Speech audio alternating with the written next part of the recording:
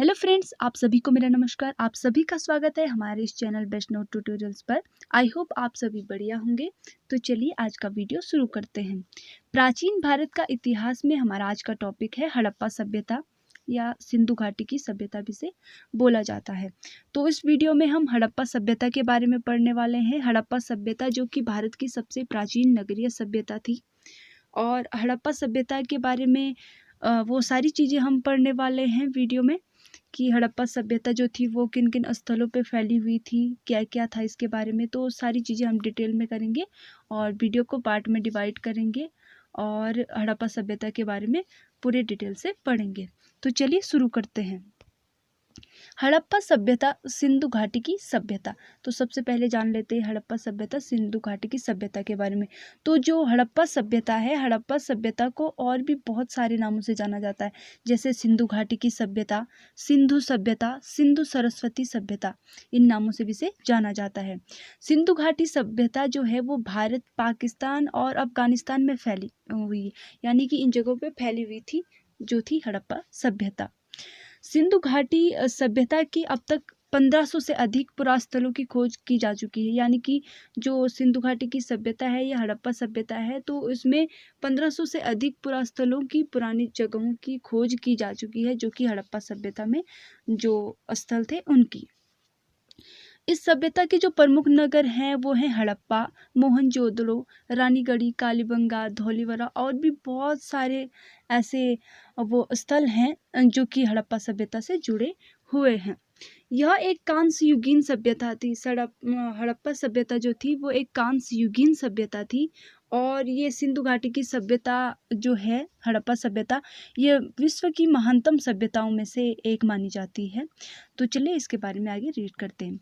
इस सभ्यता को हड़प्पा सभ्यता इसलिए कहा जाता है क्योंकि सर्वप्रथम 1921 में पाकिस्तान के साहिवाल जिले के हड़प्पा नामक स्थल से इस सभ्यता की जानकारी प्राप्त हुई थी। यानी कि इस सभ्यता को हड़प्पा सभ्यता कहने का जो कारण है वो ये है क्योंकि इस सभ्यता की जो खोज हुई थी वो सबसे पहले 1921 में पाकिस्तान के साहिवाल जिले के हड़प्पा नामक स्थान पर इस सभ्यता की जानकारी प्राप्त हुई थी। इस सभ्यता के बारे में पता चला था। और हड़प्पा सभ्यता की जो खोज मानी जाती है, सिंधु घाटी सभ्यता की खोज जो मानी जाती है वो मानी जाती है 1921 में। और किसके द्वारा मानी जाती है? दयाराम साहनी के द्वारा। दयाराम साहनी के द्वारा हड़प्पा सभ्यता की खोज की गई। तो दयाराम साहनी के द्वारा 1921 में की गई। लेकिन हड़प्पा सभ्यता कहने का मेन मतलब यही है क्योंकि जो हड़प्पा, पाकिस्तान के साहिवाल जिले के हड़प्पा नामक स्थल से इस सभ्यता की जानकारी सबसे पहले प्राप्त हुई थी। तो जो भी जगह सबसे पहली होती है तो नाम उसी का आता है, इसलिए इसे हड़प्पा सभ्यता का नाम दिया गया। ये सिंधु घाटी सभ्यता का आप देख रहे होंगे, इस प्रकार से चित्र है। और उस टाइम पे किस तरीके से ये चित्र बने होते थे, इस तरीके से बनावट होती थी, और विभिन्न तरीके के पुरानी चीज़ें बनी होती थी, विभिन्न तरीके के आकृतियों में बने होते थे। 1922 में जब मोहनजोदड़ो एवं अन्य स्थलों का पता चला, तब यह मानकर कि सिंधु घाटी के इर्द गिर्द ही इस सभ्यता का विस्तार है, उसका नामकरण सिंधु घाटी की सभ्यता किया गया। अब पहले तो इसका नाम जैसे वो हड़प्पा सभ्यता का नाम था, लेकिन जब 1922 में जब मोहनजोदड़ो और अन्य स्थलों पर भी पता चला कि ये सभ्यता यही नहीं थी, केवल हड़प्पा में ही नहीं थी, इसके अलावा ये अन्य जगहों पे भी थी, तो इसे ऐसा माना गया कि ये सिंधु घाटी के इर्द गिर्द आसपास ही है, इस सभ्यता का विस्तार है, तो उसका नामकरण सिंधु घाटी की सभ्यता किया गया। परंतु यह नाम भी इस सभ्यता के सही सही भौगोलिक परिप्रेक्ष्यों में अपर्याप्त है, अतः इसका उपयुक्त नाम हड़प्पा ही है। क्योंकि किसी लुप्त सभ्यता का नामकरण प्राय उस नाम के ऊपर कर दिया जाता है जहां से सबसे पहले इस सभ्यता से संबंधित सामग्री मिलती है। अब किसी भी चीज का मेन श्रेय उसी को जाता है जिससे शुरुआत होती है, तो वो सिंधु घाटी के इर्द गिर्द ही वो स्थान है, लेकिन सिंधु घाटी की सभ्यता भी उसका नाम दिया गया, लेकिन उसको पूरा नहीं माना गया। अब जिससे जो शुरुआत में सबसे पहले जहाँ से खोज हुई थी हड़प्पा, तो वहीं से इसका मेन माना जाता है कि मेन वहीं से इसके बारे में पता चला था, इसलिए इसे हड़प्पा सभ्यता ही माना जाता है, क्योंकि इस सभ्यता से संबंधित सबसे पहले सामग्री जो थी वो हड़प्पा से ही मिली थी।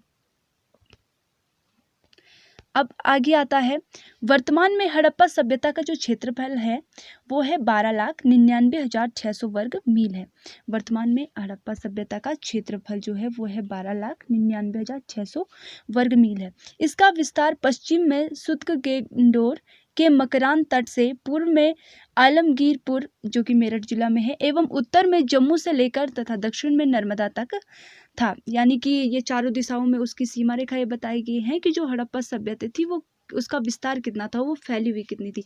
सबसे उत्तर में गुमला एवं सबसे दक्षिण में सूरत जिले का हल्द्वाना इसमें सम्मिलित है। यानी कि इस तरीके से ये जो क्षेत्र हैं ये सारी हड़प्पा सभ्यता के अंतर्गत आते हैं। सैंधव सभ्यता के महत्वपूर्ण स्थलों की स्थिति तथा परिचय। सैंधव जो सभ्यता है यानी कि सिंधु घाटी सभ्यता है, तो इसके कुछ महत्वपूर्ण स्थल हैं, जगहें हैं, तो इनकी स्थिति के बारे में कि इस टाइम पे वो कहाँ पे क्या उनकी स्थिति है और उनके परिचय के बारे में हम पढ़ेंगे, उनके बारे में जानेंगे। तो इसमें फर्स्ट आता है बलूचिस्तान। तो बलूचिस्तान में सुत्कगेंडोर आता है। तो इसका पता 1927 में जॉर्ज डेल्स ने लगाया था, जो कि ये सुत्कगेंडोर था, इसका पता 1927 में किसने लगाया था? जॉर्ज डेल्स के द्वारा लगाया गया था इसका पता। 1962 में जॉर्ज डेल्स ने इसका पुरातत्वेषण किया, यानी कि इसके बारे में आगे भी उन्होंने खोज जारी रखी। यह स्थल दाश्क नदी के किनारे स्थित है। यहाँ एक बंदरगाह यानी कि सीपोर्ट, दुर्ग एवं निचले नगर की रूपरेखा मिली। एक बंदरगाह के रूप में संभवतः सिंधु सभ्यता, फारस एवं बेबीलोन के मध्य होने वाले व्यापार में इस स्थल में महत्वपूर्ण भूमिका निभाई होगी, यानी कि महत्वपूर्ण भूमिका जो इसकी रही होगी। इसके बाद आगे आता है अगला जो स्थल है सोतकागुह। यह सादीकोट नदी के मुहाने पर स्थित है। 1962 में इसे डेल्स ने खोजा था, यानी कि इसकी खोज करने का श्रेय जाता है डेल्स को।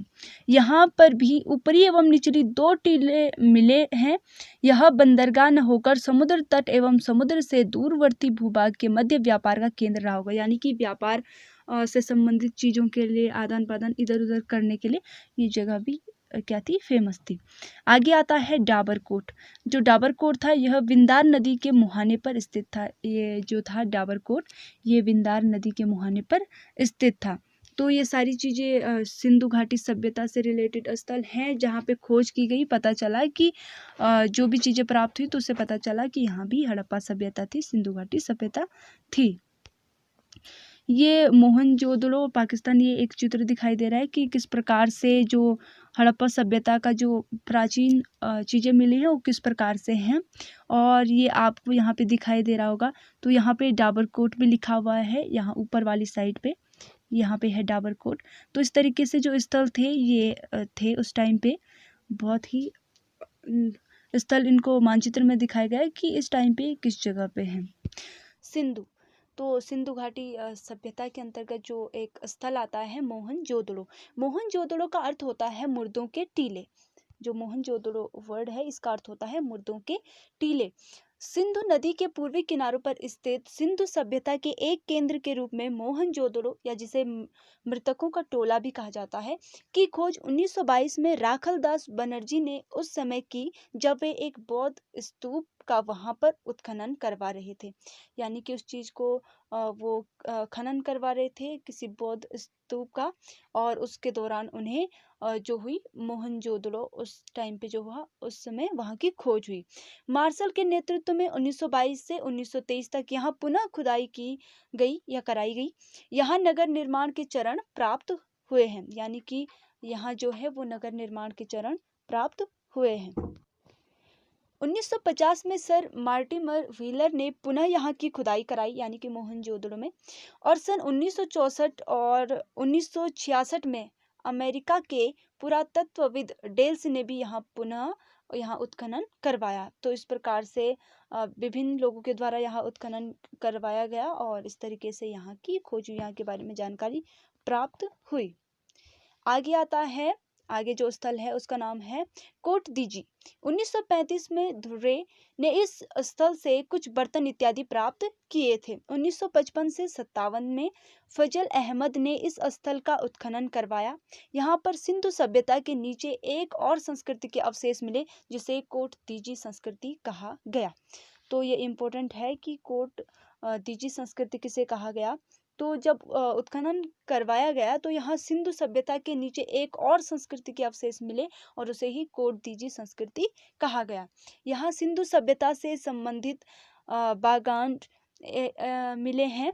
यह मकान कच्ची ईंटों से बने हुए होते हैं परंतु नींवों में पत्थर का प्रयोग हुआ है। जो मकान बने हुए हैं वो तो कच्ची ईंटों से बने हुए हैं लेकिन नींव बनाने के लिए वहाँ पे क्या हुआ, पत्थरों का प्रयोग हुआ है। जैसा कि आप चित्र में भी देख सकते हैं ये ईंटों की दीवारें बनी हुई हैं। आगे आता है चन्हूदड़ो। चन्हूदड़ो एक स्थल है। यह स्थल मोहनजोदड़ो से दक्षिण पूर्व दिशा में लगभग 128.75 किलोमीटर की दूरी पर स्थित है। यहाँ एक ही गढ़ी प्राप्त है। ननी गोपाल मजूमदार ने इस स्थल को 1931 में ढूंढा था। पुनः मेके ने 1935 में इस स्थल का उत्खनन करवाया था। चन्हूदड़ो में सिंधु सभ्यता के पूर्व की संस्कृतियां झूकर एवं झांगर संस्कृति के अवशेष प्राप्त हुए हैं। जो ये चन्हूदड़ो स्थान है यहाँ पर सिंधु सभ्यता के जो पूर्व की संस्कृति के जो झूकर एवं झांगर हैं उसके अवशेष प्राप्त हुए हैं। आगे आता है पंजाब। अब पंजाब में कौन कौन से ऐसे स्थल हैं कि जो, तो इसमें मेन आता है हड़प्पा। हड़प्पा जो सभ्यता का नाम है ही, तो ये चीज़ है पंजाब में है हड़प्पा। तो हड़प्पा पाकिस्तान के पंजाब प्रांत के साहिवाल जिले में रावी नदी के बाएं किनारे पर स्थित है। ये हड़प्पा के बारे में है कि जो हड़प्पा है वो पाकिस्तान के पंजाब प्रांत के साहिवाल जिले में रावी नदी के बाएं किनारे पर स्थित है। 1921 में दयाराम साहनी एवं माधव स्वरूप वत्स ने इस स्थल का अन्वेषण किया था। अन्वेषण करने का मतलब है खोज की थी या जांच की थी हड़प्पा वाले स्थान की। वैसे इनके पूर्व भी 1826 में चार्ल्स मेसन एवं 1853 एवं 1873 में जनरल कनिंघम ने हड़प्पा के टीले एवं उसके पुरातात्विक महत्व का लिखित उल्लेख किया था। 1946 में व्हीलर के निर्देशन में यहाँ उत्खनन हुआ। अनुमान के हिसाब से बताया जा रहा है कि हड़प्पा का प्राचीन नगर मूल रूप से 5 किलोमीटर के क्षेत्र में बसा था। उस टाइम पे जो बसा था वो 5 किलोमीटर के क्षेत्र में बसा था। आगे आता है स्थल रोपड़।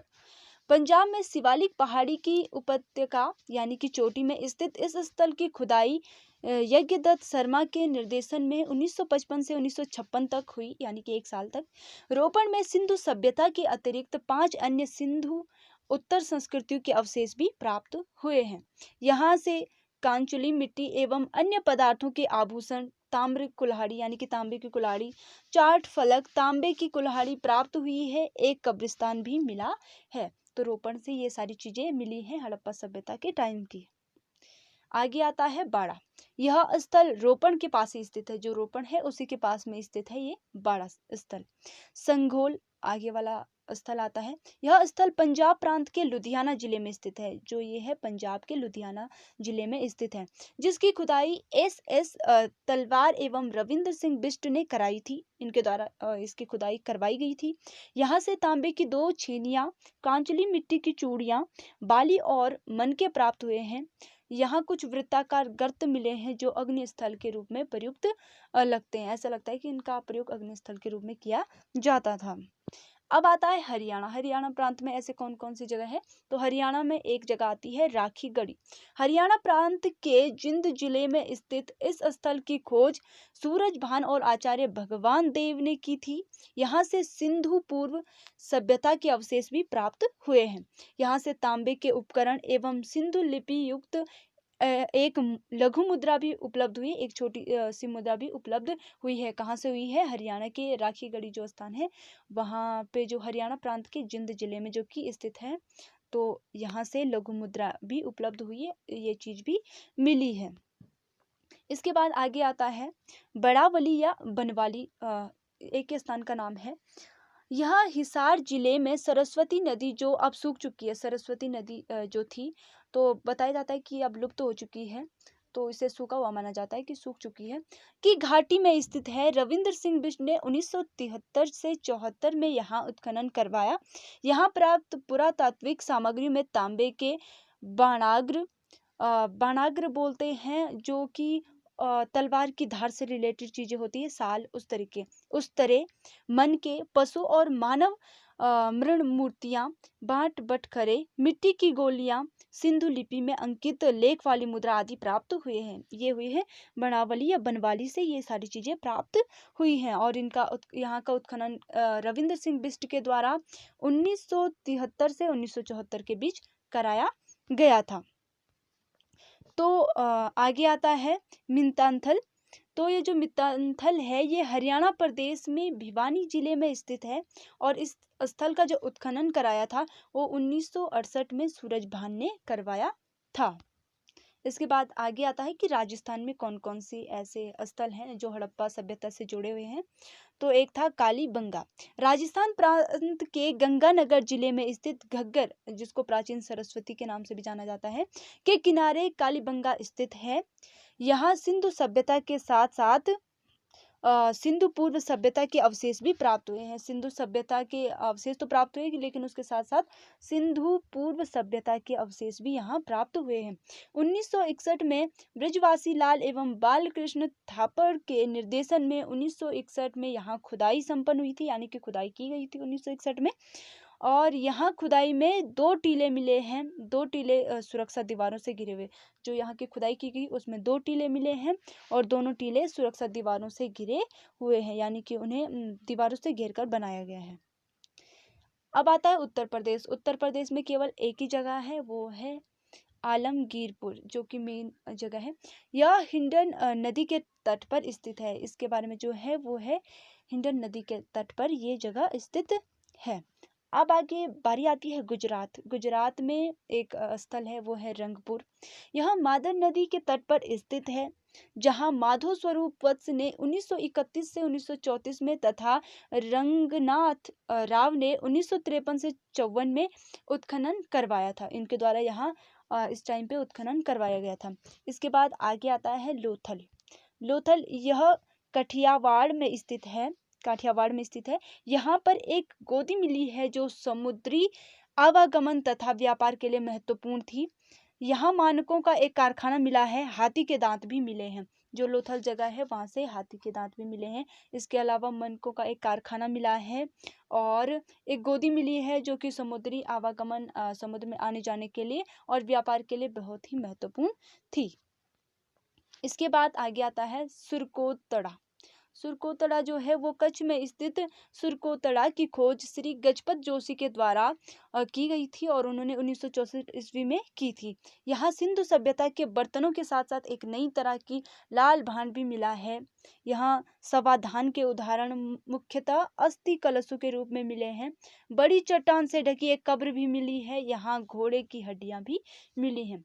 ये सारी चीजें मिली हैं सुरकोतड़ा से। इसके बाद हम पढ़ने वाले हैं कि सिंधु सभ्यता के जो प्रमुख स्थल थे और उनकी स्थिति कहाँ कहाँ पे वो स्थित हैं इस टाइम पे, तो उसके बारे में हम पढ़ने वाले हैं। सिंधु सभ्यता के जो मेन स्थल हैं, जैसे हमने हड़प्पा के बारे में पढ़ा, मोहनजोदड़ो के बारे में पढ़ा, अन्य नगरों के बारे में पढ़ा, अन्य स्थलों के बारे में पढ़ा, तो हम इसमें डिटेल से पढ़ेंगे कि कौन सा स्थल है और उसकी खोज किसने की थी, उसका उत्खनन करता कौन था, कौन सी नदी के तट पर वो स्थित था और उसकी स्थिति आज क्या है। तो सबसे पहले आता है हड़प्पा। हड़प्पा की खोज हुई थी 1921 में, और ये की थी दयाराम साहनी के द्वारा। जो कि नदी तट है वो है रावी के बाएं किनारे, यानी कि रावी नदी के बाएं किनारे पर ये हड़प्पा नगर था। और मांटगोमरी जिला पाकिस्तान, इसकी जो स्थिति है वो पाकिस्तान में, जो हड़प्पा है वो भारत की सीमा में नहीं आता है, वो पाकिस्तान की सीमा में आता है। दूसरा आता है मोहनजोदड़ो।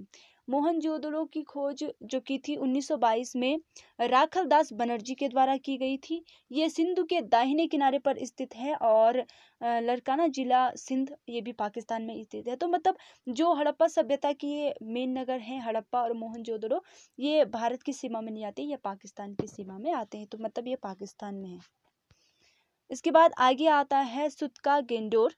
इसकी खोज 1927 में ऑरेल स्टाइल एवं जॉर्ज टेल्स के द्वारा की गई थी और मकरान तट बलूचिस्तान पाकिस्तान में ये स्थित है।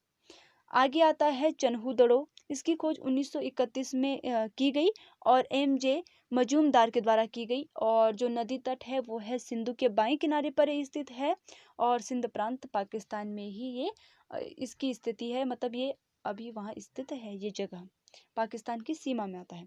आगे आता है कालीबंगा। इसकी खोज 1953 में बेबीलाल एवं बी.के. थापर के द्वारा की गई थी। यह घग्गर सरस्वती नदी जो है उसके किनारे पे बसा हुआ है और राजस्थान में ये है। आगे आता है कोरदीजी। 1953 में इसकी खोज फजल अहमद सिंध ने की थी और ये सिंध प्रांत में स्थित है जो कि पाकिस्तान में है। इसके बाद आगे आता है रंगपुर। तो 1953 से 1954 में इसकी खोज की गई, इसका उत्खनन किया गया और रंगनाथ राव मादर इन रंगनाथ के द्वारा इसका वो किया गया। इसके खोजकर्ता माने जाते हैं ये उत्खननकर्ता और मादर के किनारे स्थित है और गुजरात में ये जगह स्थित है। आगे आता है रोपण। रोपण की खोज 1953 से 56 के बीच हुई है और यज्ञदत्त शर्मा के द्वारा की गई और ये सतलज नदी के तट पर स्थित है जो कि पंजाब में है। आगे आता है लोथल। लोथल की खोज 1955 में रंगनाथ राव के द्वारा की गई जो कि भोगवा के किनारे स्थित है और जो गुजरात में है। इसके आगे आता है आलमगीरपुर। ये है, इसकी खोज हुई थी 1958 में, यज्ञदत्त शर्मा के द्वारा ही इसकी खोज की गई थी, यही उसके उत्खनन करता थे और हिंडन के किनारे बसा हुआ है, ये उत्तर प्रदेश में है। इसके बाद आगे आता है बनावली। 1974 में इसकी खोज रविंद्र सिंह बिष्ट के द्वारा की गई थी जो कि रंगोई के किनारे स्थित है और ये जगह हरियाणा में है। इससे आगे आता है धौलावीरा, जिसकी खोज 1990 में रविंद्र सिंह बिष्ट के द्वारा की गई थी और ये लूनी के किनारे स्थित है जो कि गुजरात में है, कच्छ जिले में, गुजरात के कच्छ जिले में। आगे आता है सुरकोतदा। इसकी खोज 1972 में जगपति जोशी के द्वारा की गई थी और कच्छ का रण गुजरात में ये स्थित है। इसके बाद आगे आता है राखीगढ़ी। 1963 में प्रो सूरज भान के द्वारा इसकी खोज की गई और ये है हरियाणा में। उससे आगे आता है बालाकोट। इसकी खोज 1963 से 76 के बीच की गई, यहाँ का उत्खनन किया गया और जी.एफ. डेल्स इसके उत्खनन करता है और विंध्यार के किनारे स्थित है जो कि पाकिस्तान में है। व्हीलर का मत है कि मेसोपोटामिया के लोग ही सिंधु सभ्यता के जनक हैं। गार्डन का मत है कि मेसोपोटामिया के लोग समुद्री मार्ग से यहाँ आए तथा नए वातावरण में नए सिरे से चुनौतियों का सफलतापूर्वक सामना करने के फलस्वरूप ही यहाँ नई संस्कृति का विकास उनके द्वारा किया गया। जो व्हीलर है उनका मत है कि जो मेसोपोटामिया के लोग हैं वही सिंधु सभ्यता के जनक थे, वही वो उन्हीं को मानते हैं। और जो गार्डन है उनका मत है कि जो मेसोपोटामिया के लोग थे वो ये समुद्री मार्ग से यहाँ आए थे और उन्होंने वातावरण के नए सिरे से चुनौतियों का सामना करते हुए एक नई संस्कृति का विकास किया था। इसके आगे आता है फेयर सर्विस के अनुसार इस सभ्यता का उद्भव और विस्तार बलूची संस्कृतियों का सिंधु प्रदेश के आखेट पर निर्भर करने वाली किन्हीं वन्य और कृषक संस्कृतियों के पारस्परिक प्रभाव के फलस्वरूप हुआ है। यानी कि जो फेयर सर्विस है उनके अनुसार वो इस सभ्यता का जो उद्भव या विकास मानते हैं, वो मानते हैं कि जो आखेट करने वाले शिकार पर निर्भर रहने वाले जो वन्य और कृषक उस वर्ग के हैं उनके फलस्वरूप ही इस सभ्यता का उद्भव हुआ है। अमलानंद घोष ने सोथी, बीकानेर एवं गंगानगर क्षेत्र राजस्थान में जो है या कालीबंगा प्रथम संस्कृति का हड़प्पा संस्कृति के विकास में महत्वपूर्ण योगदान माना है। जगपति जोशी ने भी इनके इस मत का समर्थन किया, यानी कि उन्होंने भी उनकी बात को सही ठहराया है। धर्मपाल अग्रवाल, ब्रिजेट अल्चिन, रेमंड अल्चिन आदि विद्वानों ने यह धारणा व्यक्त की है कि सोथी संस्कृति जो कि राजस्थान में है व्याप्त सिंधु सभ्यता से पूर्व कोई संस्कृति नहीं थी, प्रत्युत वह सिंधु सभ्यता का ही प्रारंभिक रूप थी। यानी कि ये कोई अलग संस्कृति नहीं थी बल्कि इसी का ये प्रारंभिक रूप थी, शुरुआती रूप था इसका। अब पढ़ेंगे हम सिंधु सभ्यता की विशेषताएं एवं स्थापत्य योजना, यानी कि जो सिंधु सभ्यता थी उसकी क्या क्या विशेषताएं थी और उसके स्थापत्य योजना यानी किस प्रकार से उसकी स्थापना हुई थी, उस योजना के बारे में हम पढ़ेंगे, किस तरीके से वहाँ का जो था ढांचा था। सिंधु संस्कृति की विशेषता है इसकी नगर योजना। जो सिंधु संस्कृति है इसकी एक विशेषता है इसकी नगर योजना, यानी कि नगर को बनाने की योजना, किस प्रकार से उन्होंने सारी चीज़ों को व्यवस्थित तरीके से बनाया था वो। तो आता है सिंधु सभ्यता के नगर विश्व के प्राचीनतम सुनियोजित नगर हैं। सिंधु सभ्यता के नगरों में मकान जाल की तरह बसाए गए थे, यानी कि जो सिंधु सभ्यता के जो नगर हैं वो सुनियोजित नगर हैं, यानी कि उनको अच्छी तरीके से बनाया गया है, अच्छी तरीके से उनको नियोजित किया गया है। और जो सिंधु सभ्यता के नगरों में मकान थे वो जाल की तरह बसाए गए थे। प्राय सड़कें एक दूसरे को समकोण पर काटती थी तथा नगर को आयताकार खंडों में विभक्त करती थी। मोहनजोदड़ो यानी कि मुर्दों का टीला, जिसका अर्थ है कि सबसे चौड़ी सड़क 10 मीटर से कुछ अधिक चौड़ी है। अधिकांश नगरों में दुर्ग बने हुए थे जहां संभवतः शासक वर्ग के लोग रहते थे। यानी कि आप यहाँ का नियोजन देख सकते हैं नगर निर्माण का, कि किस प्रकार से जो सड़कें थी वो बिल्कुल एक दूसरे के समकोण पर थी, एक दूसरे को समकोण से काटती थी, और यहाँ के जो नगर थे वो आयताकार खंडों में विभक्त करती थी उनको। और जो मोहनजोदड़ो की सबसे चौड़ी सड़क थी वो 10 मीटर से अधिक चौड़ी थी। और अधिकांश जो नगरों में जो दुर्ग बने हुए होते थे ऊंचे भवन टाइप के, तो वहाँ संभवतः शासक वर्ग के लोग रहते थे, यानी कि जो शासकीय लोग रहते हैं, अमीर वर्गीय लोग, तो वो वहाँ निवास करते थे।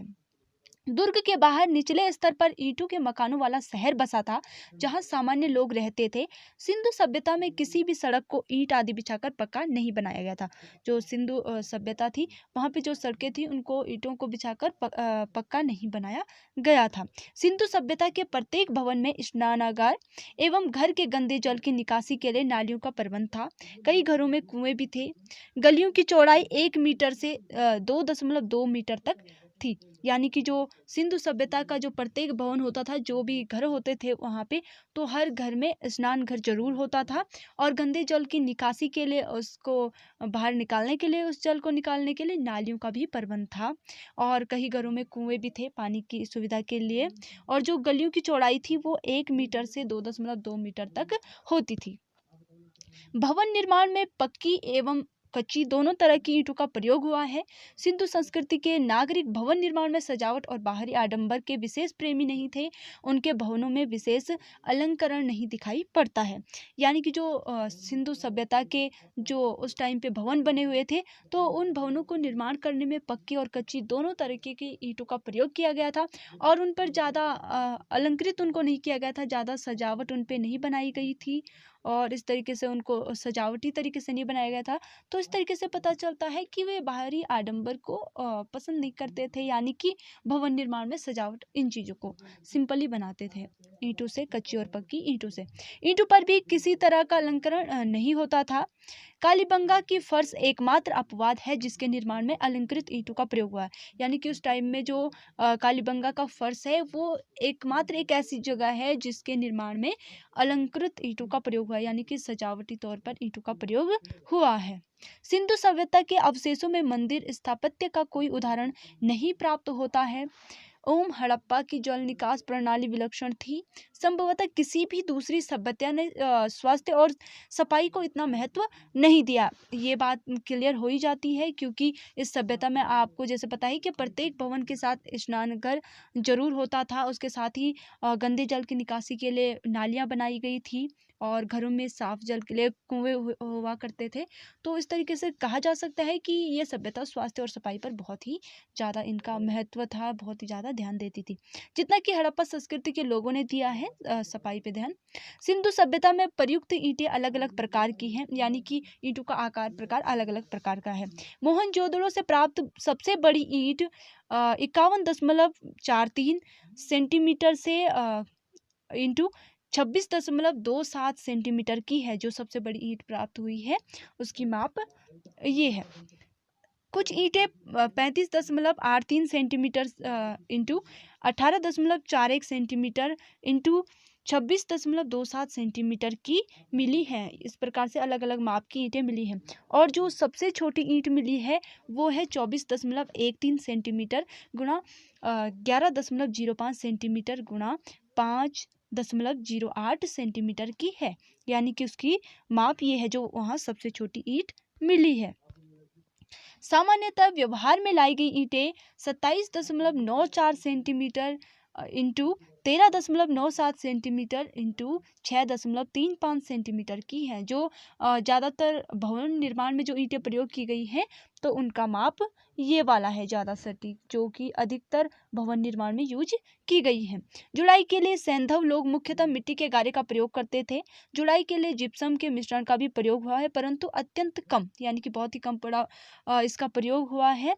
और जुड़ाव जैसे कि ईंटों की दीवार को बनाते समय सीमेंट का यूज किया जाता है, तो उस टाइम पे मिट्टी के गारे का प्रयोग किया जाता था। और कहीं कहीं पे जुड़ाई के लिए जिप्सम का भी प्रयोग किया जाता था, लेकिन ये बहुत ही कम प्रयोग में होता था।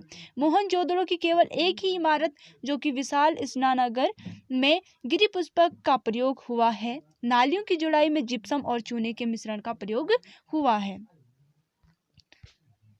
दीवारों के मध्य में दरवाजे न होकर एक किनारे पर होते थे, यानी कि जो दीवारें होती थी उनमें दरवाजे न होकर एक किनारे पर ही होते थे।